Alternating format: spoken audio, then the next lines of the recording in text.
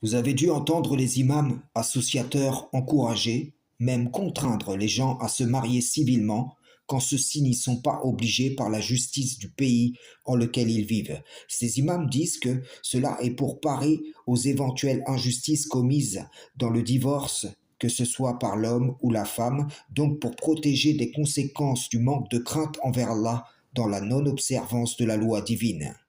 Ils veulent contraindre les gens à placer entre eux une loi humaine dans l'espérance que celle-ci les empêche de transgresser la loi divine. Seulement,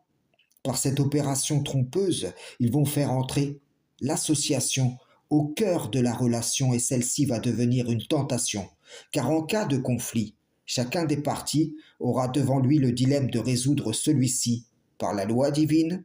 ou bien la loi des hommes. Voyez-vous, en prétendant agir pour parer à certaines problématiques, ces imams en causent des bien plus graves. Au-delà du remplacement de la crainte d'Allah par la crainte de l'État, au travers de ces décrets, les hommes ou les femmes pervers useront de la loi humaine en contradiction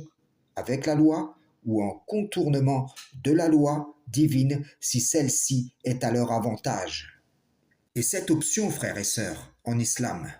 aura été mise entre leurs mains par ceux-là même qui prétendent vouloir les en protéger. Par ce biais, ces imams démontrent leur allégeance et leur amour de cette présente vie, plus grand que celui de l'au-delà, insensés qu'ils sont, aboutissant à substituer la crainte d'Allah par une crainte qui n'est pas dirigée exclusivement envers lui seul, contribuant à faire tomber les gens en masse dans l'association frères et sœurs en islam, salam,